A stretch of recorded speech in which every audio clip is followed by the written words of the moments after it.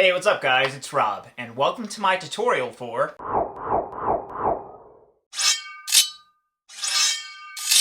the Origami Ninja Sai. Over the years, I've gotten many requests to do an origami sword, so I created my very own, just like the ones that Raphael uses in Teenage Mutant Ninja Turtles, as someone commented. So after posting a poll on my last video where over 75% of people voted for it, and a picture on my community tab reading all of the comments from everybody saying they wanted to see it, today I'll show you how you can turn your very own paper into this epic ninja sai that you can even spin around your finger.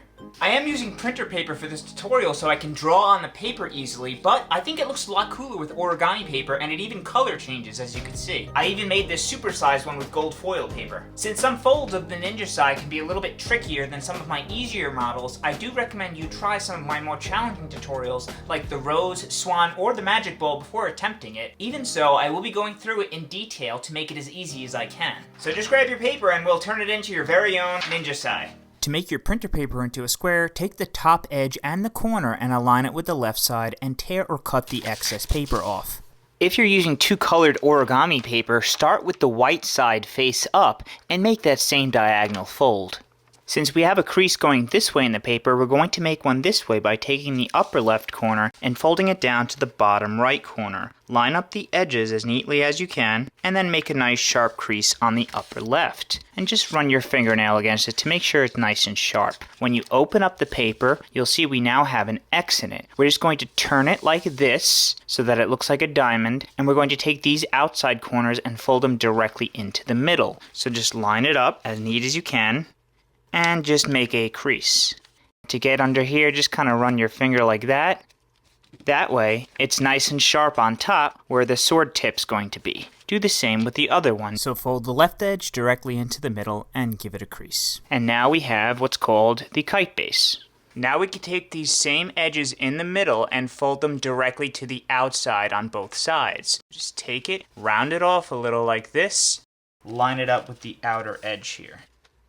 Make a crease, just run your finger under here to kind of get it all the way to the top like that.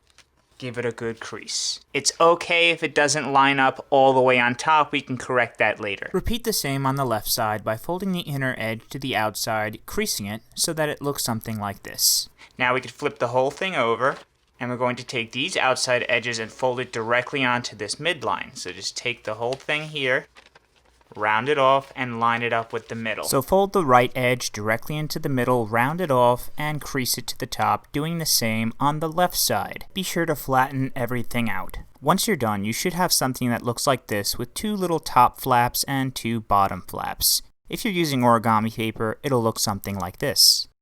We're going to take these two edges and we're just going to open them up like this, and when you do that, you'll see that we have these creases that go from the corner here to the center, and they converge on this little point that I've drawn. We're going to take the bottom and we're going to fold it up at this point. So what you do, just press here and pinch it right at that point, like that, and then lift the bottom to the top, making sure that this point stays right in the middle of the paper like that. Then you could just pinch it on the bottom here, set it down, and then you can crease on the bottom by holding here in the middle and creasing across. And just flatten everything out. When you open it up, you'll see that we made a crease at this point all the way across. Just leave it like that. You'll also see that we have these creases that go from here to the corner again. I'm just going to draw on those so you could see them easier. Now we're going to take this top part that we just folded up and round it off and fold it down so that this edge right here lies directly on that line that I drew on both sides, just like this. Round the paper off and pull the tip down until this edge is on that line. Then you could just crease along the top of the paper just like this. Then you could line the right side edge up with that same line and crease everything on top, making sure it is nice and flat. Once your paper looks like this, then we can move on. Pull the paper open and you'll see we just made a mountain fold from this corner to this corner and a valley fold at the point that I marked where the creases meet in the middle. The origami paper will look something like this. Just pull the paper open and turn it to the back, and we're going to fold these two bottom layer edges directly into the center. Just like before, fold the edge and round it off and crease it directly into the middle, trying to get all the way up to the top to make a sharp point. Repeat it on the left side by folding the left edge into the middle also. Now the back of your paper should look just like this. Now turn the paper back over to the front, and we could refold on that valley fold upwards, flatten it out, and then we could once again refold downwards on that mountain fold. Just flatten the paper out, and your paper should look something like this now. Now we could take the paper and flip it over completely, and we're going to take these two edges here and fold them up so that they meet this edge right here. Pull it up and just line it with the top and give it a crease. As you'll see, this edge right here should kind of meet up with this crease that's already in the paper. Do the same on the left side. Fold it up and give it a good crease. Unfold those edges we just folded in and flip the model over again. Now we're going to fold this edge into the center on its existing crease, and when we do that, you'll see this part of it right here will line up with the top and get tucked into the center. Just flatten everything out once it's tucked in. Do the same on the left side by folding the edge in, pressing right in here, and making sure the edge aligns with the top, and flatten everything out. Once you've finished it, you'll have something that looks just like this, and this is what I call the sword base. At this point, your sword base should look like this, and if you used origami paper, you'll see the blade will be in white with the crossguard and the hilt or handle being colored. So just flip the base upside down so you're looking at the back of it, and we're folding this edge up so that it aligns with this edge here of the top of the crossguard. Just take the bottom edge here and round it up so that it lines up with the top here, and just give it a good push all the way across like that. It will be pretty thick, but once you're done, it'll look something like this. Now we're going to take these outer edges here and fold them into the middle by just pressing here and folding it in like this. The reason that we're pressing like this is because we don't want to pull too much on this edge here. Fold it in like this, all the way to the bottom. We're going to take this edge right here and we're going to press them together like this, and then we're going to flatten it out. Do the same on the left side. So fold the left edge into the center now while pressing down. Work your way all the way down, and when you get here, tug on that little corner, press the edges together, push it in, and flatten it out. It should look like this now. Now we're going to take this edge here and we're going to fold it up to the top of the crossguard, starting from the outside and working our way in. Fold it up so that it lines up with the top edge, and just work your way in like this. When you get here, you'll notice that there's a little bit of excess and it won't go flat. So what you're going to do is just take your finger and push in here like that, and then you could flatten it out. Do the same on the left side. Start on the outside and fold it up, work your way in, and when you get here, just tuck it underneath and flatten it out. Now your paper will look something like this. Now we're going to work on the handle or hilt, and to do that, just lift this up like this, and you'll see we have an edge here. We're going to lift it up by putting our finger underneath it and squeezing it to the back of the paper like this.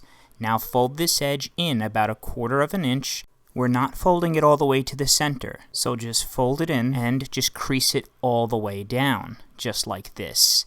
Now just push it here, and then you could press everything down firmly like this and flatten it out. Do the same thing on the left by lifting the edge up and squeezing it to the underside, folding the edge in and creasing it all the way down. Press in here with your fingers and flatten everything out. This next part for shaping the crossguard here can be pretty tricky.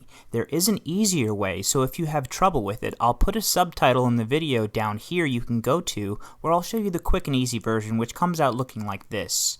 To shape the crossguard like this, however, which I think looks a little better, we're going to first unfold the edges we just folded in. If you're going to use the easier way, don't unfold the edges. So to shape the crossguard, I'm just going to use the origami paper so you could see what happens with the colors. I'm just going to unfold these edges that we just folded in for the hilt, and then flatten it back out and flip it over. Now here, we have these two edges on the bottom. We're just going to fold this edge to the outside by lifting up this corner and folding this edge to the outside like this and making a crease. Do the same on the left side. Then you could unfold it. We're just going to lift up this edge like this, and we're going to press this edge here so that it lines up with the one underneath. So just press it like this all the way up to this little crease here and push on this crease. Just continue pushing the edge underneath there, tucking it in. Give it a little pinch and then flatten it down like that. Do the same on the left side. Lift the edge up, align this edge with the one underneath, give it a squeeze and flatten it out. Now we're going to flip it over and we're going to fold these edges back in, lift this corner up again, and fold this edge into the center on the existing crease. When you do that, you'll see this little tent area will kind of pull along. So just hold it here and push your finger into this tent area just like this and flatten it out. Then you could just push down on the back and do the same on the left side. So just lift up this corner and fold the edge in, and when you do, you'll have that tent that you're just going to push your finger in, flatten it out like this. Then you could just put the sword down on the table and just crease it well throughout.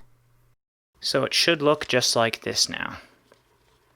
To do the simpler version, just take the sword like this, and we're just going to crease upwards on this edge by just folding the excess up like this, and the same on the other side. Then you could flip it over, and we're just going to fold these edges to the outside like this, and like this. Now you could follow along with the rest of the tutorial on how to finish it. To finish the Ninja Sai, if you look on the back here, you'll see there's a little bit of excess that's hanging over. We just need to fold this up like this and give it a crease. Do the same with the other side. Then you can unfold it and tuck it underneath here. Just give it a crease. Do the same with this side. Now you could flip it over. Now we could just fold this edge up so it's facing directly upwards like that, and give it a crease here on the right side. Unfold it, and then fold it back the other way on the same crease. Give it a nice sharp crease on the outside, just like this, and flatten it out. Put your finger in here and pinch it right here. Lift up this edge on those two creases that we just made.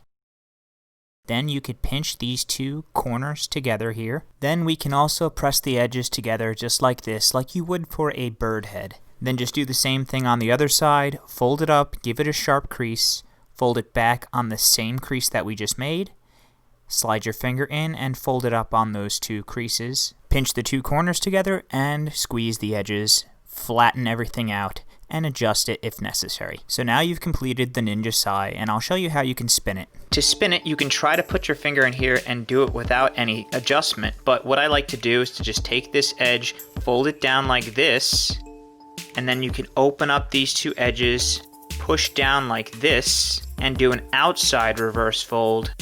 Then you can put your finger in here, and your middle finger is going to push on the hilt, like that.